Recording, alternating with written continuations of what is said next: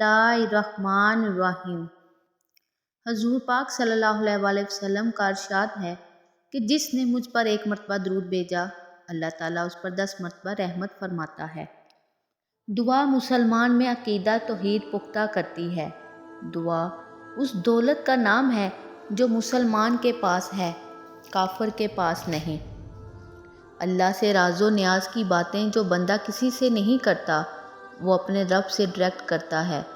अपने दिल के सारे दुखड़े अपने रब की दलीज पर रखता है और अपनी सारी ज़रूरतें मालिक की चौकड़ पर रख देता है और उससे मांगते हुए शर्म नहीं आती, हया नहीं आती, बल्कि उससे मांगते हुए फ़ख्र महसूस होता है कि मैं अपने रब से मांग रहा हूँ। किसी और से मांगे तो झिझक होती है, लेकिन रब से मांगे तो अपनायत लगती है कि मैं अपने रब से मांगता हूँ, इसीलिए कि वो हमारा रब लगता है। हमारा उससे ताल्लुक़ कितना गहरा है।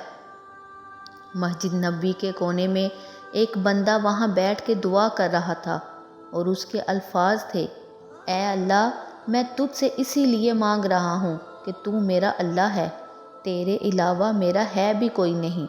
तो ये दुआ मांग रहा था, मस्जिद नबी के कोने में बैठा था। हुजूर पाक सल्लल्लाहु अलैहि वसल्लम ने देखा तो एक सहाबी से कहा, वो जो दुआ मांग रहा है तो उससे जाकर कह दे कि तुम्हारी दुआ कबूल हो गई। वो मांग ही रब से रहा था, तो ये दुआ रब से नियाज है। दुआ खुद एक इबादत है। जब तुम्हारी ज़रूरतों का कफ़ील ही वो है, तो फिर उससे नहीं मांगेंगे तो किससे मांगेंगे। तुम्हारा रब हया करने वाला करीम है।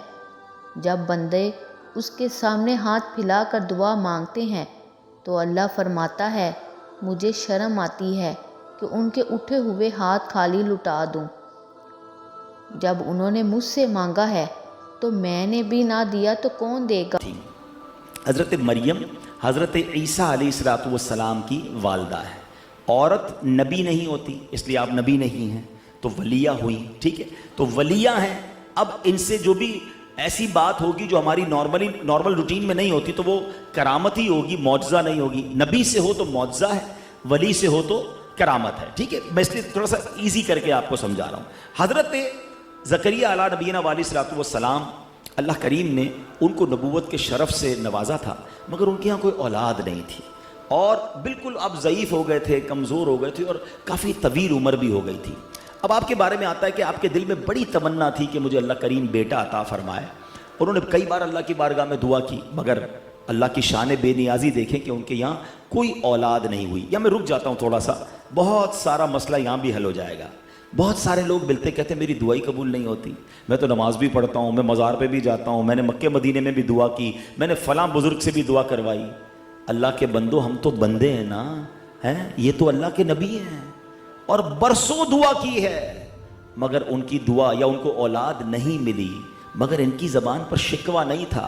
इसका मतलब क्या हुआ कि अल्लाह करीम की बारगाह में अपने नेक बंदों को आजमाया जाता है। हैं? दो बातें हमेशा याद रखो, एक तो रब पर भरोसा करो ना, हैं? कई बार मैंने ये एग्जाम्पल दी है कि हम अपने बच्चे को बहुत सारे मौक़ों पर उसकी पसंद की चीज़ नहीं दिलाते, वो रो रहा होता है, हैं? कभी गला ख़राब हो तो आइसक्रीम नहीं खिलाते। क्यों नहीं खिलाते? यार आइसक्रीम खिलाएंगे तो और ख़राब हो जाएगा, हालांकि वो रो रहा है, हैं? तो जब मुझे बाप होकर पता है कि बच्चे को कब क्या देना है, मेरे मालिक को नहीं पता मुझे कब क्या देना है। अगर वो नहीं दे रहा, मैं रो रहा हूं वो नहीं दे रहा, तो भरोसा करो ना कि यही मेरे हक में बेहतर है, ये मिल तो जाएगा मगर बिगड़ जाऊंगा, तबाह ना हो जाऊं, मेरे लिए खामी ना हो कहीं इसमें। तो अब एक तो भरोसा, दूसरी बात, इतनी प्यारी रिवायत है कि जब दुआ में ताखीर होगी तो दिल नहीं टूटेगा। वो क्या है कि रिवायतों का मजमून है कि अल्लाह के हबीब अलैहिस्सलाम फरमाते हैं कि जब कोई अल्लाह का नाफरमान फासिक फाजिर दुआ करता है ना, तो अल्लाह फरिश्तों से फरमाता है इसका काम जल्दी कर दो, मुझे इसकी आवाज़ पसंद नहीं है। और जब अल्लाह का कोई प्यारा दुआ करता है ना, तो अल्लाह फरिश्तों से फरमाता है इसका काम ना करना, इसको और मांगने दो, मुझे इसका मांगना पसंद आ रहा है। अब सच बताओ ना, मैं एक बार दुआ करूं और अल्लाह फरिश्तों से फरमा दे कि मेरे बंदे का मांगना पसंद आ रहा है, इसको और मांगने दो।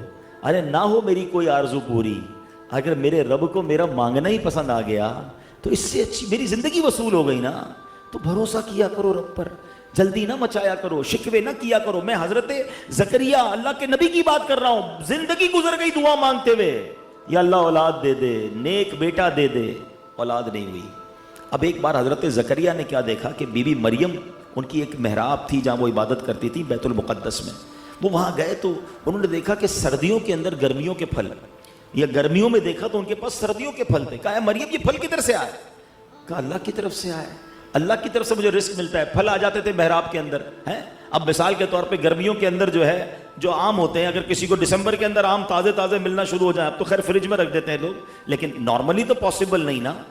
اب حضرت زکریا نے کیا شاندار استدلال کیا، کیا خوبصورت نتیجہ نکالا کہ مریم کے پاس اس محراب میں بے موسم کے پھل آ رہے ہیں، تو میرا بھی موسم اولاد کا تو نکل گیا ہے، عمر تو بہت بڑھ گئی ہے، لیکن اگر اسی محراب میں جا کے میں بھی اللہ سے دعا کروں تو کیا معلوم اللہ مجھے بے موسم میں بیٹا عطا فرما دے.